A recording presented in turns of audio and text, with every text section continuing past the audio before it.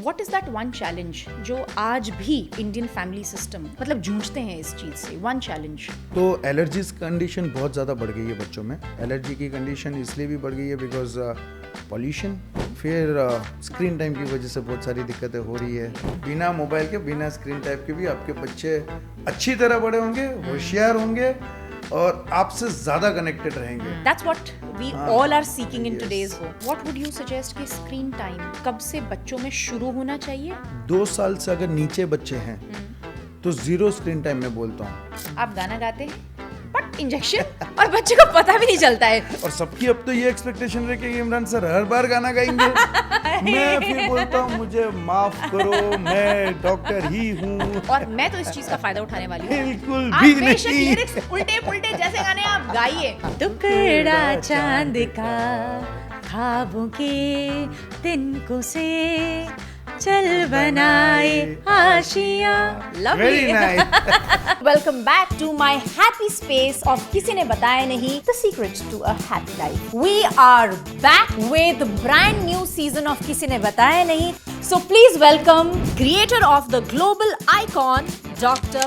Madhu Chopra, renowned pediatrician and nanotologist, Dr. Imran Patel, melodic soul, a C-score, charismatic life coach Jay Madan, eminent oncologist Dr. Sevanti Limain, serene mentor Hansaji Yogendra, trailblazing journalist Nayandeep Rakshit, and many more.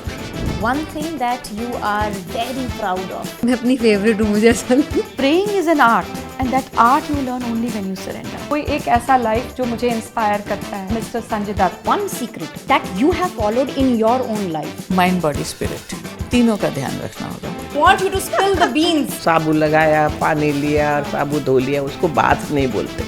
I am very interested. मुझे भी जानना है. माफ करो, मैं doctor ही हूँ। You think the media industry really likes me?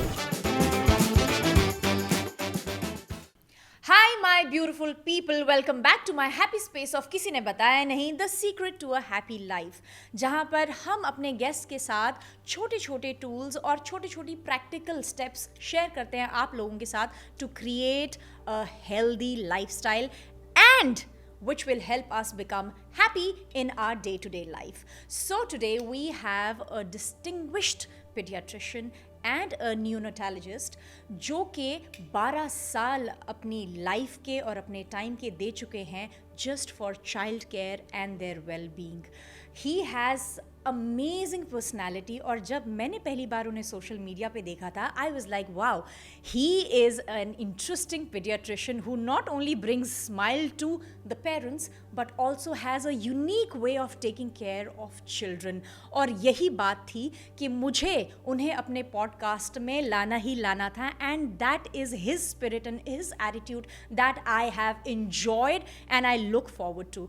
Please welcome Dr. Imran Patel. Thank you so much. Thank you so much. I am so humbled. आपने अपना कीमती समय निकाला है. Such a busy and hectic schedule and I know because I run after pediatricians now.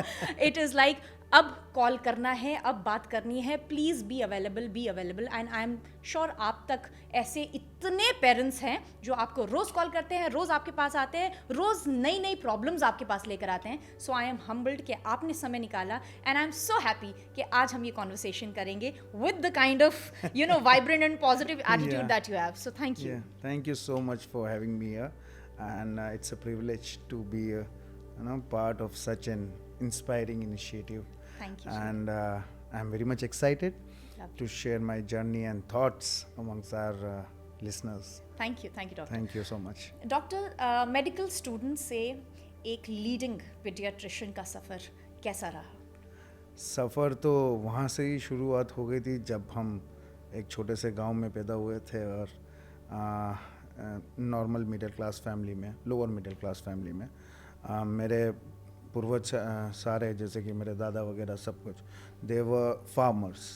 So basically मेरे पूरे ख़ानदान में एक मेरे फादर ही थे जिन्होंने ग्रेजुएशन सिर्फ कंप्लीट की थी, वो BA उस वक्त पे. तो वो नौकरी की तलाश में मेरे गांव से 40 किलोमीटर दूर दूसरा एक टाउन है, वहाँ पे गए. फिर मेरा वहाँ पे जन्म होता है. फिर उन्होंने सोचा कि मैंने थोड़ा बहुत पढ़ाई की तो मेरे बेटे को मैं इंग्लिश मीडियम में पढ़ाऊँगा या कुछ बनाऊँगा. तो उनका विज़न था, एक फार्मर के बेटे का विज़न था, और उस विज़न को आगे आगे चलते गए, और फिर माँ की दुआएं, बाबा का हार्ड वर्क, और आगे बढ़ते गए। फिर थोड़े अच्छे मार्क्स आने लगे, फिर कुछ हालात भी वैसे बनते रहे परिवार में। छोटा भाई बहुत बीमार था, उसको हार्ट डिजीज़ का प्रॉब्लम डायग्नोस्ड हुआ था उस वक्त पे, मतलब करीबन आज से 27 ईयर्स अगो। तब इतना सर्जरी करवाना, बच्चे की हार्ट की सर्जरी, इतना एडवांस साइंस नहीं था, खास करके छोटे ज़िलों में और छोटे गाँव में। तो ये घर की मुसीबतें थी, और 6-7 साल छोटा भाई है, तो मोहब्बत भी बहुत करते थे। तो फिर सोचते थे, बार बार हॉस्पिटल के चक्कर लगते थे उसी वक्त में, जब हम बड़े हो रहे थे, थोड़े समझदार भी हो रहे थे, तो बहुत चक्कर लगते थे। तो वैसी उम्मीद लगाए रखे थे कि यार ऐसी इज्जत वाली कुछ हम भी काम करेंगे, डॉक्टर बनेंगे, किसी का हो सकेगा तो किसी का। जैसे आज हम गम में, किसी दिन कोई मेरे पास भी ऐसा गम में आएगा तो मैं पक्का इससे अच्छा रिस्पॉन्ड करूँगा। तो एक उम्मीद लगाए बैठे थे। फिर तो सब ऊपर वाले का प्लान था, और माँ बाप की दुआएं थी कि आगे चलते गए। फिर MBBS में एडमिशन मिल गया। MBBS के बाद फिर वहीं पे आके अटक गया, अब क्या आगे। फिर सोचा ठीक है, बच्चों से लगाव, 2 ऑप्शन थे, मेडिसिन और पीडियाट्रिक्स, लेकिन बच्चों से लगाव मुझे था, इसलिए फिर मैंने पीडियाट्रिक्स सिलेक्ट किया।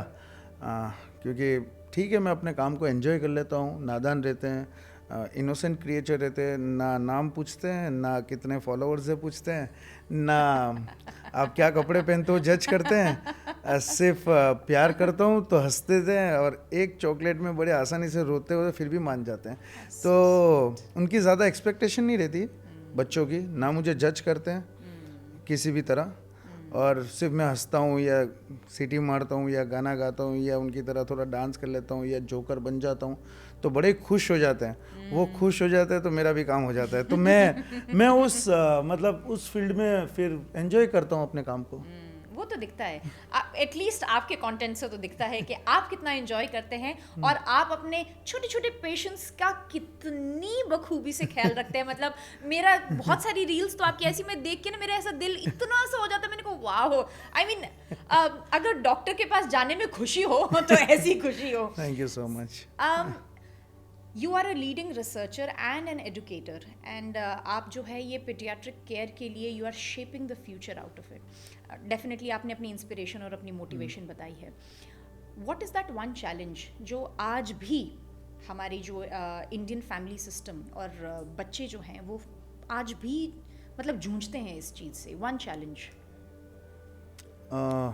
पीडियाट्रिक केयर में। पीडियाट्रिक केयर में आई वांट से कि आज भी, अभी, like you know, at the present scenario में कुछ वैसी चीज़ें जो बच्चे ज़्यादा फेस कर रहे हैं, कुछ ऐसी बीमारियां, अगर इफ़ यू आई बी मतलब if I have to be very precise, तो एलर्जीज कंडीशन बहुत ज़्यादा बढ़ गई है बच्चों में। एलर्जी की कंडीशन इसलिए भी बढ़ गई है because pollution, dust might and pollens यहाँ पे सिटीज़ में खास करके बहुत ज़्यादा है।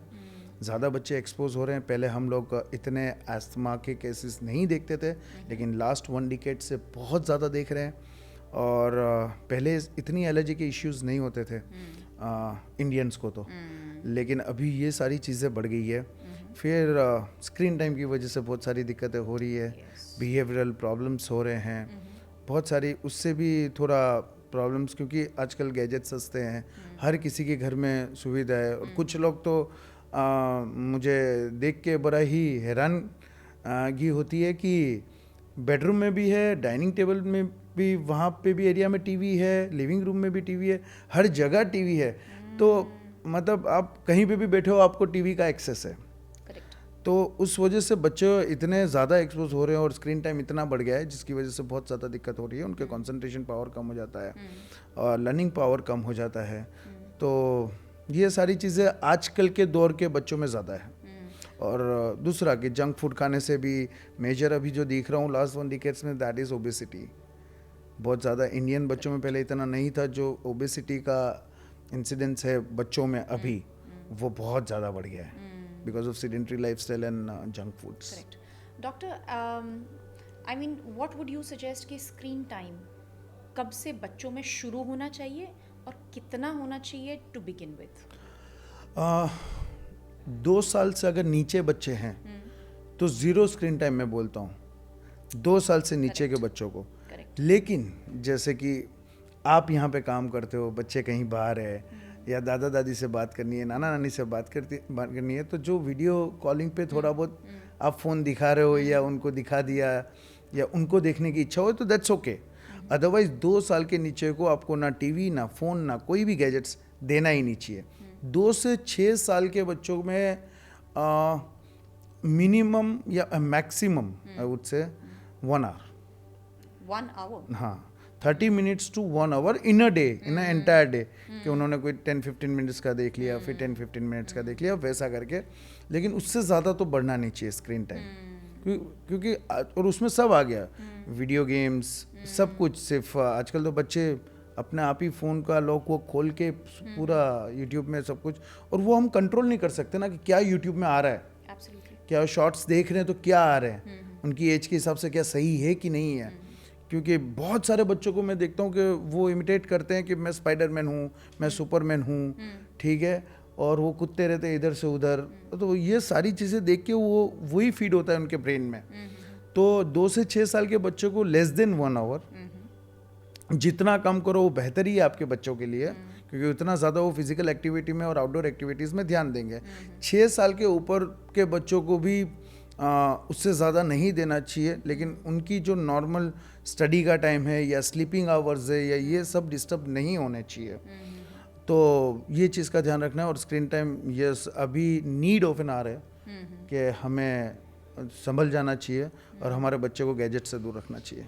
आई थिंक ये हमारे मतलब today's parenting has become so much about हमारे पास वक्त नहीं है, हमारा जो मी टाइम है या फिर what time we want to you know maybe extract for ourselves, उस चक्कर में बच्चों को हम गैजेट्स दे देते हैं। ये सोचते हैं कि चल हम थोड़ा फ़ोन पे रह लें या फिर हम थोड़ी मूवी देख लें, तो फिर बच्चों का वो 1-1.5 घंटा वहाँ पर हो जाए, it will be less of you know झंझट फॉर अस। आपको ऐसा लगता है ये जो आजकल यूट्यूब पे फॉर एग्जांपल जो ये वीडियोस आ रही हैं, and I would say that you know recent studies have shown ये कोकोमेलन है या फिर चूचू टीवी है, there are lot of videos on YouTube which have been categorised as addictive screen times for kids, और बच्चे मतलब उनको इतना एडिक्ट होकर देख रहे हैं दैट पेरेंट्स को बाद में रियलाइज हो रहा है दैट ये इसको डी एडिक्शन में डालना is becoming very challenging. So do you think in सब चीज़ों पे भी फिल्टर्स होने चाहिए, या फिर स्क्रीन टाइम है तो चलो whatever they want to see they can? नहीं, बिल्कुल भी माँ बाप को ये चीज़ ध्यान रखना है कि वो स्क्रीन टाइम में भी क्या देख रहे हैं। जैसे कि मैंने कहा कि हमारे कंट्रोल में ही नहीं है। शॉर्ट्स आते हैं या जो भी वीडियोस आते हैं वो तो रैंडमली स्क्रॉल करते हैं छोटे बच्चे, फिर वो उनकी सुई कहीं एक जगह पे अटक जाती है, फिर वो कई बार तो ये होता है कि जब वो देख रहे हैं मोबाइल और माँ बाप बुलाते हैं तो उनको समझ भी नहीं आता कि मुझे बुला रहे हैं, इतने मगन रहते हैं उसमें। खाने के लिए फ़ोन देखना पड़ता है तभी, क्योंकि वहाँ पे उनका माइंड डाइवर्ट होता है। और फिर वो, लेकिन आपने देखा रहेगा ये चीज़ मैं भी कर सकता था। और ये एक एग्जांपल के तौर पे कि मैं मोबाइल दिखाता था बच्चे को और मैं इंजेक्शन दे देता था। आप गाना गाते और इंजेक्शन देते, मैंने पता ये इस चीज में मैंने टैप जरूर करना था, बट यस आपने यहाँ कह दिया तो मैं क्यों नहीं दिखाता उनको मोबाइल, क्योंकि ये एक मैसेज जाता था कि डिस्ट्रैक्शन का एक ही तरीका है, मोबाइल दिखाओ। हाँ जी, हाँ जी। तो मुझे भी ये पब्लिक को, मैं खुद डॉक्टर होके ये मुझे नहीं कि डिस्ट्रैक्शन के बहुत सारे तरीके हैं। क्योंकि खाना खिलाने की वजह क्या है कि डिस्ट्रैक्ट करो बच्चे को और खाना खिलाओ, लेकिन ये बहुत ही गलत चीज़ है, नहीं करनी चाहिए और अवॉइड करना चाहिए जैसे भी हो। डॉक्टर आपके पास बहुत सारे पेशेंट्स आते हैं और न्यूनेटोलॉजी में बहुत डेलिकेट केसेस आपको हैंडल करने पड़ते हैं न्यूबॉर्न्स के साथ।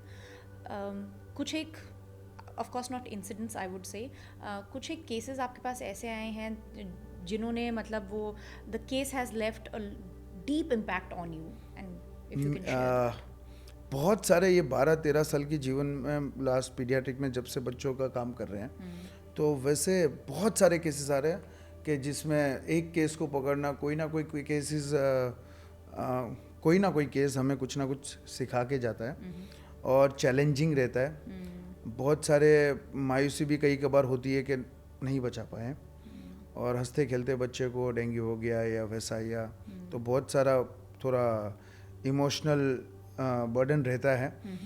लेकिन अगर स्पेसिफिक आप न्यूबॉर्न की बात करें तो सबसे चैलेंजिंग न्यूबॉर्न में जो प्री मैच्योर डिलीवरीज होती है, ठीक है, नॉर्मली 9 महीने 7 दिन में बच्चे की वो होनी चाहिए डिलीवरी, तब तक मैच्योरिटी हो जाती है। तो जो प्री मैच्योर बच्चे रहते हैं जिनका वजन भी कम रहता है, 2.5 किलो से ऊपर बच्चे का नॉर्मल वजन कहा जाता है, उसके नीचे लो बर्थ वेट। तो वैसे मेरे पास 550-600 ग्राम के भी बच्चे जो सर्वाइव हुए हैं, 3-3 4-4 महीने हमारे NICU में रहे हैं।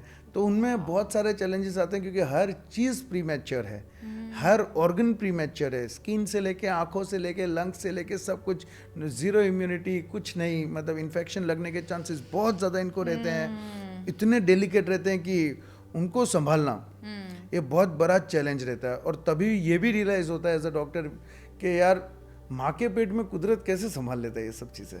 बाहर इतना डिफिकल्ट, इतना स्टाफ वाफ लगा के हम हर घंटे मॉनिटरिंग करने के बावजूद भी हम वैसा तो नहीं संभाल सकते जो मम्मा की पेट में जो कुदरत संभालता है। तो ये सब रियलाइजेशन होता है और बहुत सारे चैलेंजिंग केस है। तो मुझे जो रिसेंटली याद आएगा वो मैं आपको बता रहा हूँ कि अभी एक केस था, मेरा 3 से 4 साल का लड़का आया था, मेरे ही गांव से आया था, 400-500 किलोमीटर दूर है मेरा गांव, अहमदाबाद सिटी से, मांगरोल करके मेरा गांव है, कोस्टल एरिया है गुजरात में।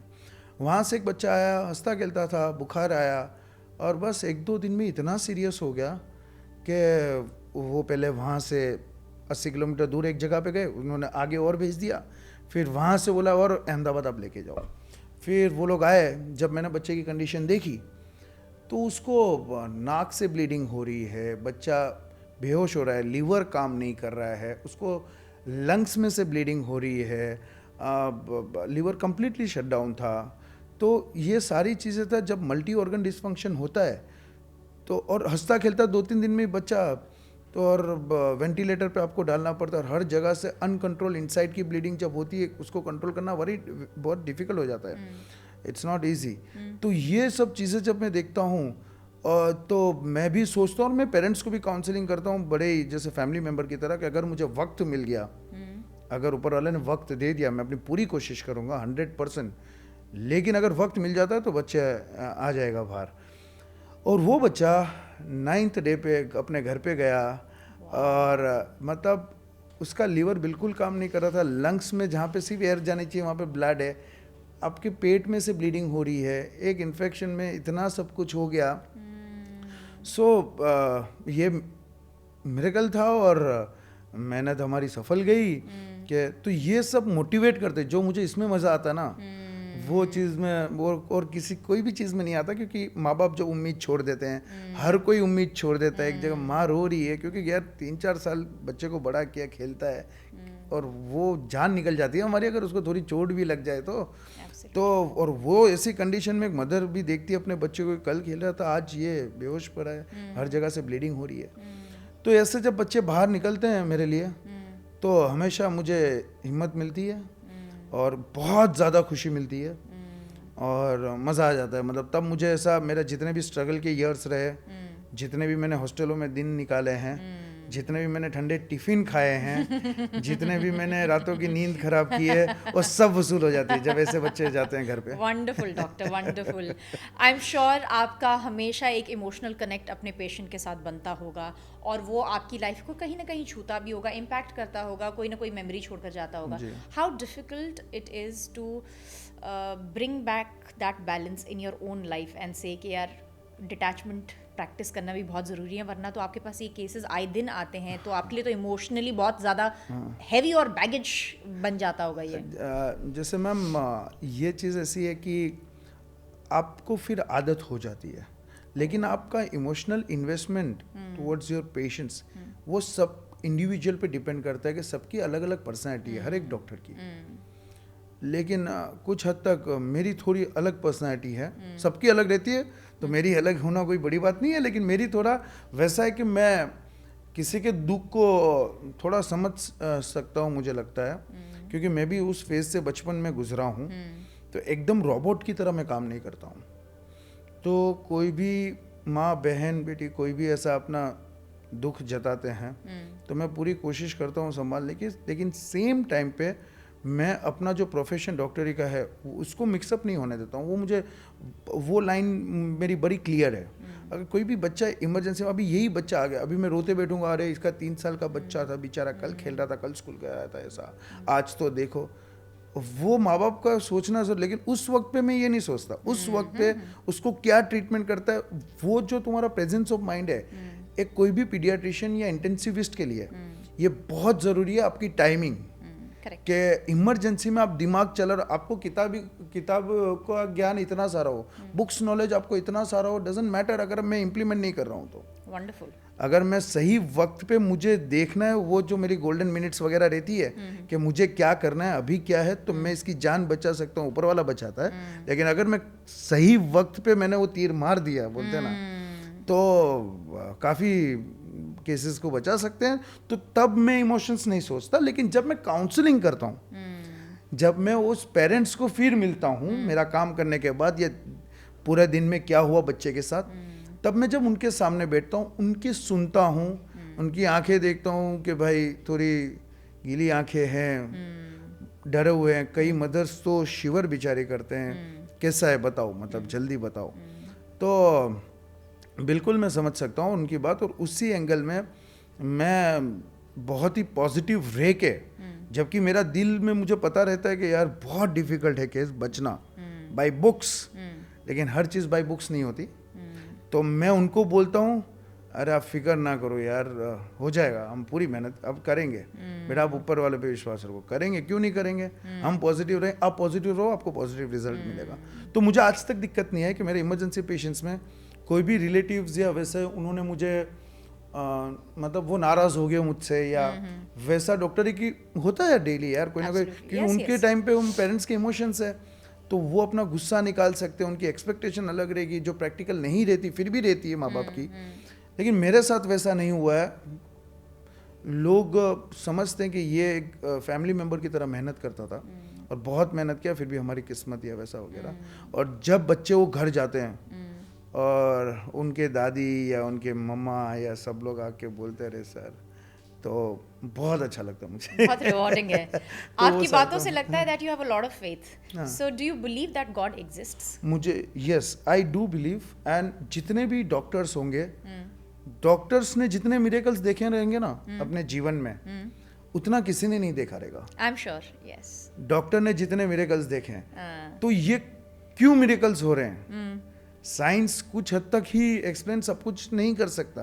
अगर आप हमारी बॉडी की भी रचना देखोगे ना, जब हम एनाटॉमी पढ़े तभी समझ में आ गया कि यार कैसे एक माँ के पेट में से इतनी सारी कॉम्प्लिकेटेड चीज़ें जो इंसान बना ही नहीं सकता है।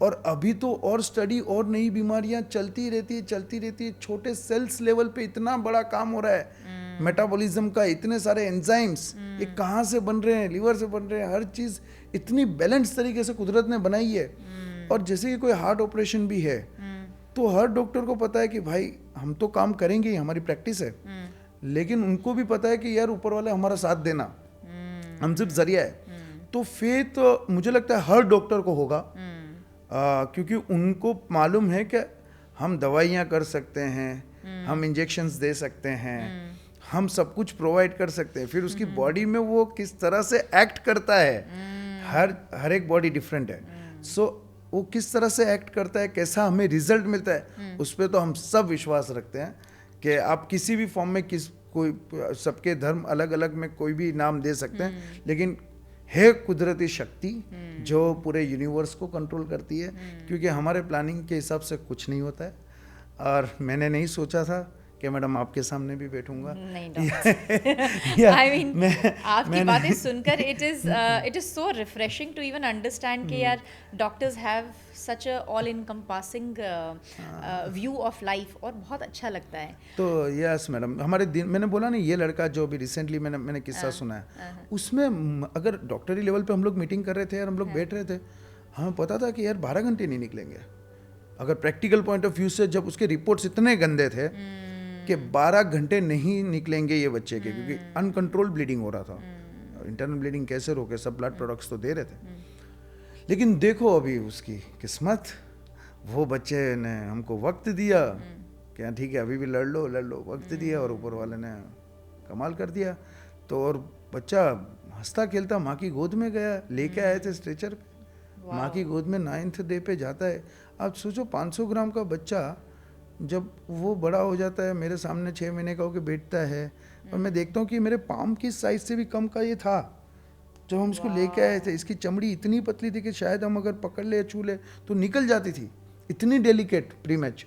अभी वो मैं देखता हूँ सब, तो मुझे बड़ा मतलब ताज्जुब लगता है, और इस बात पे और यकीन होता है कि फेथ हम सबको रखना चाहिए, लेकिन श्रद्धा और अंधश्रद्धा में वो एक लाइन जो रहती है वो हमें समझनी है, क्योंकि हमारे कल्चर में है अंधश्रद्धा पे ज़्यादा विश्वास है। श्रद्धा हम सबको होनी चाहिए कि कोई तो है। जब आप श्रद्धा रखोगे, आप सोचोगे कि कोई तो देख रहा है, कोई नहीं देख रहा है, लेकिन भाई अगर मैं आईसीयू में फॉर एग्जांपल अगर मैं श्रद्धा ही ना रखूं या मैं ऊपर वाले से नहीं डरूं, तो मैं आईसीयू में क्या इंजेक्शन दे रहा हूं, क्या कर रहा हूं, 100 रुपये की दवाई की ज़रूरत है तो शायद मैं 10,000 का बिल बना रहा हूं। तो मैं बहुत कुछ कर सकता। आईसीयू में कौन देखने आता है कि हम लोग बेबी के साथ, और किसको पता चलता है कि हम अंदर क्या कर रहे हैं। तो मैं अक्सर मेरे पेरेंट्स को बोलता हूँ कि देखो मैं अंदर करना चाहूँ ना, मैं बहुत कुछ कर सकता हूँ, आपको कुछ नहीं पता चलेगा। लेकिन मैं बोला मुझे ऐसा लगता है सीसीटीवी तो अभी आए, लेकिन कोई देखे या ना देखे, ऊपर वाला मुझे देख रहा है, हिसाब वहाँ और मैं बोला हिसाब वहाँ देना है। मैं बोला अभी ये कमाने के चक्कर में मुझे नहीं तो मेरे आने वाली जनरेशन को कहीं हिसाब ना देना पड़े। तो इस चीज़ का डर मुझे हमेशा रहा है, और इसलिए मेरी मदद होती गई। जैसे मैं बड़ा होते गया, पापा की भी थोड़ी जॉब में इम्प्रूवमेंट हुई, प्रमोशन मिला, उनको बिजनेस मिला। तो जैसे जैसे मैं बड़ा होते गया, मुझे लगता है मैं ऊपर वाले का बड़ा ही फेवरेट बंदा हूँ कि जैसे जैसे मैं बड़ा होते गया मेरे रास्ते खोलते गए। मैंने सोचा नहीं था मैं सोशल मीडिया पे ये सब मिलियंस फॉलोअर्स हो जाएंगे, लेकिन कोई टीम नहीं, कुछ नहीं। एक नॉर्मल सी मेरी सिस्टर शूट कर देती, नेचुरल, नो एडिटिंग, वही डाल देते हैं सुबह उठ के, और वो चलने लगा, और 420 मिलियन व्यूज़ आ रहे हैं। तो अभी ये क्या है? तो ये ऊपर वाले का प्लान है, और शायद किसी की दुआ लग गई रहेगी, जिसका मैंने वाकई में दिल से दुआ किसी की लग गई रहेगी। Absolutely doctor, absolutely. अभी आपने जिक्र किया ऊपर वाले का फेवरेट बंदा। अब मुझे लगता है आप बच्चों के तो फेवरेट डॉक्टर हैं ही हैं, and you have a very unique style. आप गाना गाते हैं बट इंजेक्शन, और बच्चे को पता भी नहीं चलता है, क्योंकि मैं जब अपने बच्चों को लेकर जाती हूँ और जब कभी भी वैक्सीनेशंस होती है, मेरा तो दिल मतलब यहाँ आ जाता है बच्चे की मतलब रोना सुनकर, और वो मतलब सुंदर चेहरा जब लाल होता है मेरा, तो मतलब मैं खुद रोती हूँ साथ में। I know. और वहाँ पर मैं आपको देखती हूँ, आप गाना गाते हो टक, और निकल गया। सो आपने मतलब how did this all happen? आपको कहाँ से लगा कि मैं गाना गाकर डिस्ट्रैक्ट करूं, या फिर इट जस्ट वो क्या नेचुरली होता है केम कि टू यू? मैं जैसे मेरे टेबल पे बच्चा बैठा तो मैं सीटी मारता हूँ, गाना गाता हूँ, उनके रिएक्शन नोट करता हूँ। मैं काफ़ी ये सारी चीज़ें नोटिस करता हूँ कि उनके रिएक्शन कैसे आ रहे हैं। तो वैसे ही गाते गाते, और मैं कभी उस बंधन में बंधा ही नहीं कि मुझे रोज़ टाई पहन के जाना है, ब्लेजर पहन के जाना है। आपका स्टेथोस्कोप भी बड़ा अच्छा है ना? तो मैं बहुत ही अलग वे में अपने मैं जाता हूँ, और मुझे लगता है कि बस मुझे एंजॉय करना है उनके सामने। और स्टेथोस्कोप भी इसलिए कि वो लोग डरे नहीं। ना मैं एप्रन पहनता हूँ कभी, ना मैं वैसा एकदम पेन इधर रखना, टाई पहनना, और ऐसा नहीं टी शर्ट्स। और कभी कभार तो मैं शॉर्ट्स में नहीं जाता, लेकिन मैं ट्रैक पैंट से, और वो भी मैं अपने ओपीडी में चले जाता हूँ। और लेकिन आइडिया तो कुछ नहीं, मैं सही जैसे ढोल बजाया कुछ तो देख रहा हूँ, हाँ हंस रहा है, तो फिर मैं गाना चालू किया। फिर मुझे लिरिक्स बिल्कुल याद नहीं रहते। सबसे बड़ी चीज़ मुझे लिरिक्स कुछ भी गा लेते हैं, भावनाओं को समझो। हाँ भावनाओं को। तो मैं बस गाता हूँ, उनके सामने देखता हूँ, मुझे लगता है हाँ ये अभी फंस रहा है। जैसे वो बांसुरी बजाते नहीं, वो क्या नाक के लिए क्या करते हैं, बीन बजाते हैं। तो बीन बजाते हैं नाक के लिए। तो मैं फिर गाना गा के उनकी आंखों की नज़र के सामने देखता हूँ कि हाँ डिस्ट्रैक्ट हो रहा है। तब मैं अपना काम कर देता हूँ। फिर उनको रियलाइज होता है क्या हुआ, बोला कुछ नहीं, टी चालू। तो मैं एंजॉय करता हूँ वो पार्ट, और माँ बाप भी एंजॉय करते हैं उस चीज़ को। और बच्चे को भी नहीं पता चलता है ना। हाँ, उनको पता नहीं, क्योंकि डिस्ट्रैक्ट कर रहा हूँ मैं, डिस्ट्रैक्ट एंड डिलीवर वाला मामला है। सो फिर चॉकलेट दे दिया या कुछ भी खिलौना दे दिया उनको डिस्ट्रैक्ट करने के लिए। फिर गाना गा दिया, अरे भाई हो गया मेरी जान, ऐसा। तो वो थोड़ा पर्सनैलिटी वैसा है मेरा कि वो मैं रोज़ एक्टिंग नहीं कर सकता। ये अगर तुम नेचुरल वैसे हो तो ही आप कर सकते हो। एक्टिंग तो आप कितने पेशेंट्स में करोगे? और बच्चे तो सबसे पहले भांप लेते हैं। हाँ, और वो तो हाँ, बच्चे तो सबसे पहले, अब बच्चों को तो बताने की जरूरत नहीं है। I think they sense your vibrations, they sense के कौन कितना, वो कहते हैं ना, बच्चे और एनिमल्स ऐसे हैं जो आपकी वाइब्स समझ जाते हैं and you can't lie to them हाँ एक्चुअली, हाँ हाँ, and you can't act in front of them. अगर आप एक्टिंग भी किए तो वो समझ जाते हैं, वो बस स्माइल करते हैं, हंसते हैं, वो झूमते हैं, तो मज़ा आता है। वैसे चबी चबी या कोई भी ऐसे बच्चे आए तो मतलब मज़ा आता है मेरे को, खुद को एंजॉय करता हूँ और अपना काम एंजॉय कर रहा हूँ। तो देखो ये दुनिया को अच्छा लगने लगा, क्योंकि शायद दुनिया ये देखना चाहती थी कि वैसे डॉक्टर होने चाहिए। मुझे ऐसा मैं लगता है। कहती हूँ कि वैसे ऐसे डॉक्टर्स होने चाहिए, मैं कह रही हूँ तो आपसे। मुझे लगता है लोगों को इसीलिए, और बहुत खुशी मुझे इस बात की भी ज़्यादा होती है कि इंडिया में तो ठीक है, मुझे मोहब्बत मिलती है इतनी, आउट ऑफ इंडिया जो मेरी लैंग्वेज नहीं समझते, लेकिन इंजेक्शन में क्या लैंग्वेज बैरियर नहीं आता है, राइट, कि मैं इंजेक्शन दे रहा हूँ या एक्ट कर रहा हूँ या गाना गा रहा हूँ। तो आउट ऑफ इंडिया में भी दूसरी कंट्रीज़ में भी लोग इतना पसंद करते हैं और देखते हैं, और इतने मैसेजेस मुझे आते हैं यूके से, ये जगह से, सब जब ब्राज़ील से, ये सब कि सर कैसे कर लेते हो, कांटेक्ट करना है, ऐसा करना है। तो मैं सोचता हूँ यार, पहले मुझे लगता था यूएसए में और ये सब जगह पे तो बहुत अच्छे अच्छे डॉक्टर्स, और क्योंकि वो लोग हार्डली 10-15 पेशेंट दिन के देखते हैं, हम लोग दिन के 150 पेशेंट देखते हैं एक doctor. Really? 100 to 150 patient. Wow, okay. तो अभी रात को मैं 11:30 बजे घर पे पहुंचता हूँ जी। तो और सबकी अब तो ये एक्सपेक्टेशन रहे कि इमरान सर हर बार गाना गाएंगे। आपको प्लेलिस्ट, आप 150 गाने की प्लेलिस्ट रेडी अब रखा कैसे करो। करूं मैं? और सबकी ये एक्सपेक्टेशन है कि मेरे बच्चे का वीडियो बने। मैं फिर बोलता हूँ मुझे माफ करो, मैं डॉक्टर ही हूँ। तो ये सब चीज़ें हैं, लेकिन उनकी एक्सपेक्टेशन बोला आज नहीं, मैं बहुत थक गया हूँ, मैं कल बनाऊंगा वीडियो, अगली बार पक्का, ऐसा करके मैं कुछ भी उनका दिल बहला देता हूँ। लेकिन हाँ, तो वो लोग तारीफ जब करते हैं तब मुझे अच्छा लगता है, क्योंकि एक यूनिवर्सिटी में भी, Cleveland university I think USA में, वहाँ पे भी मेरा वीडियो वायरल हो रहा था और वो लोग वीडियोस देख रहे थे सब लोग, वहाँ के मेडिकल स्टूडेंट्स। तो ये बहुत अच्छी चीज़ है कि मैं कहीं से भी बैठ के, सोशल मीडिया का ज़माने में आप कहीं पे भी पहुंच सकते हैं, ग्लोबली कनेक्टेड है, ग्लोबली कनेक्टेड है। एब्सोल्युटली। तो अच्छा लगता है मुझे जब बाहर के देशों की मतलब लोग भी इतना पसंद करते हो, like wonderful doctor. I mean आपकी जो अप्रोच है, of course millions and millions of people, they love it, they like it, और that's also one of the reasons that I wanted to have this personal conversation and मतलब मैं जान सकूं personally कि यहाँ और यहाँ आपके क्या चलता है। एंड ऑफ कोर्स जैसा कहा हमने कि बच्चे तो सेंस कर जाते हैं, बिकॉज बच्चे भगवान का रूप है, वो तो सबसे पहले पता कर देते हैं कि किसके दिल में सच्चाई और किसके दिल में प्यार है, वो समझ में आता है। And you are at the right profession and you are serving the kids, it's wonderful wonderful. I think we need more and more doctors like you, we need more and more visionaries like you. और जहाँ पर भाषा का कोई you know एक रुकावट ना बने, जैसे आपने कहा that you know your videos they मतलब पूरा वर्ल्ड देख रहा है और लैंग्वेज का कोई बैरियर नहीं है। So I think that's what we all are seeking in today's वो। एक कोई एडवाइस जो आप स्ट्रगलिंग पेरेंट्स को देना चाहते हैं who are struggling with kids nutrition, kids screen time and बच्चों का ओवरऑल हेल्थ, कोई एक ऐसी एडवाइस के ये मतलब 3-4 जो एरियाज जो हम सब स्ट्रगल करते हैं न्यूट्रिशन का, वर्किंग पेरेंट्स का, ऐसा कि आप अपने वर्किंग आवर्स के हिसाब से अपने बच्चे का टाइमिंग डिसाइड करिए मील का, और आप मील पहले से प्रिपेयर करके रखिए, लेकिन आप इंट्रोड्यूस नहीं करें इनको बहुत जल्दी बाहर के पैकेट्स फूड्स। ये मेरी एडवाइस रहेगी। आप बाहर का, हम शौक से या खुशी में हम बाहर का पिज़्ज़ा वगैरह मंगवाते हैं कि मज़ा आ जाएगा, खुश हो जाएंगे ये, लेकिन ये गलत चीज़ है, नहीं करना चाहिए। आप घर का खाने की आदत डालो, और प्लान आप वर्किंग आवर्स के हिसाब से, पहले भी लोग वर्क करते ही थे, वो खेतों में करते थे, आज हम ऑफिस में करते हैं। लेकिन वो लोग क्या करते थे, मेरे दादी कहा करते थे कि मैं तुम्हारे पापा को जैसे 2 पेड़ के बीच में जो ओढ़ना रहता है वही झूला बना दिया। बोला मैं 3-3 घंटे चली जाती, 4-4 घंटे खेतों में काम करती थी, वो दूध पिला के वो तब भी सोया रहता था। ऐसे दादी तब के बच्चे अलग रहेंगे, लेकिन बोला नहीं, मतलब ये चीज़ होती थी तो मैनेज हो जाता था। और बस अपने को जो भी वर्किंग पेरेंट्स है उनको अपना मील प्लान करो, पहले से प्रिपेयर कर लो, हेल्दी मील प्लान करो, घर का खुराक खाने पे ज़्यादा तवज्जो दो और बाहर का नहीं।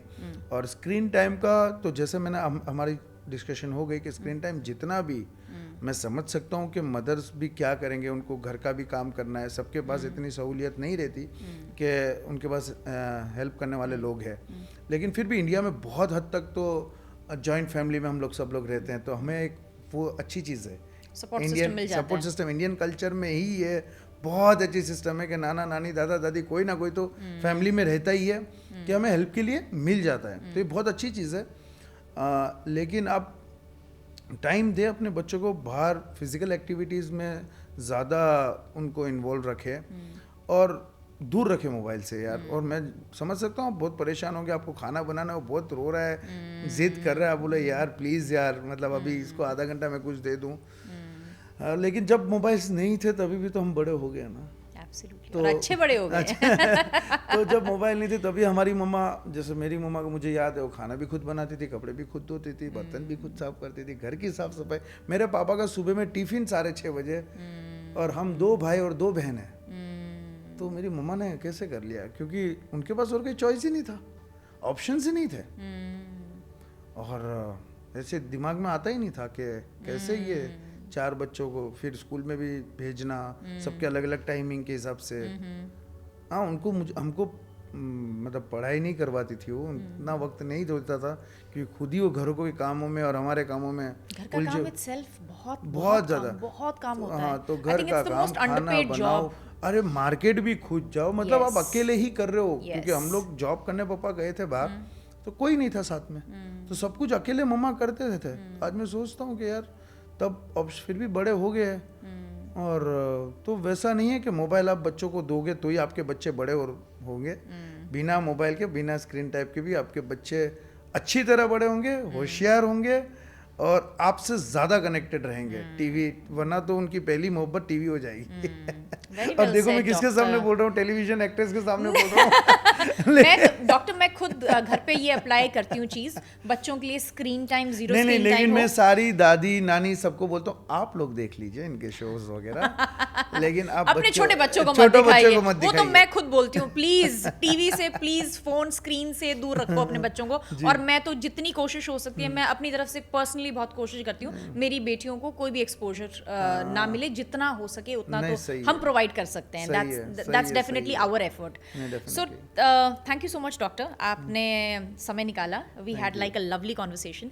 तो क्योंकि कॉन्वर्सेशन हम हाफ एन आवर 45 मिनट्स में हम रैप अप कर लेते हैं। एंड ऑफ द एपिसोड हम क्या करते हैं, और मैं तो इस चीज़ का फ़ायदा उठाने वाली हूँ क्योंकि आप गाते बहुत अच्छा है, हमने तो देखा ही है, और आप बेशक लिरिक्स उल्टे पुल्टे जैसे गाने आप गाइए। हम अपने सेगमेंट का एंड करते हैं, एक इमोशन मैं देती हूँ और हमारे गेस्ट जो हैं उस इमोशन से रिलेटेड उन्हें कोई भी गाना याद आ जाए वो गुनगुना लेते हैं या फिर कुछ एक लाइनें बोल देते हैं।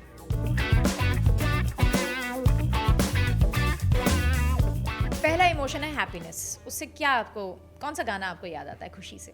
इतनी सी खुशी, इतनी सी हंसी, इतनी सी खुशी, इतना सा टुकड़ा चांद का, ख्वाबों के तिनकों से चल बनाए आशियां। Very nice. अच्छा डॉक्टर, दूसरा है उदासी, सैडनेस। ना क्यों गाना हो नहीं गाना है? ना क्यों छोड़ दीजिए। हैप्पीनेस वाला अच्छा, ठीक है। एपिसोड है, उदासी वाला नहीं गाना। प्यार। हाँ, तू मुझे कबूल, मैं तुझे कबूल, इस बात का गवाह खुदा, खुदा गवाह, खुदा गवाह। लवली। जिंदगी। जिंदगी दो पल की, अभी आगे आपको गाना है। इंतजार, ये तो मेरे को भी नहीं आता बहुत ज्यादा। हाँ ये टफ है। यहाँ ऐसे ही जिंदगी से हाँ याद आ गया जिंदगी मुझे। से। Yes yes, thank you so much doctor. हमने बहुत कुछ आपसे आज सीखा, हमने बहुत कुछ जाना कि आपके दिल दिमाग में क्या है and what makes it a happy world for you, and you create a happy world for the children that come to you. और we are humbled and we are grateful कि आपने अपना समय निकाला। We know that it is a difficult time and you have a stressful life, but thank you so much. We appreciate जो आपने हमारे लिए Thank you वक्त so निकाला. much, ma'am. Thank you so much, Thank doctor. you, thank So you, with thank you that, very I much. want to close today's episode, and I will see you in another episode of किसी ने बताया नहीं, The Secret to a Happy Life. Till then, keep glowing and keep growing. Thank you, everyone.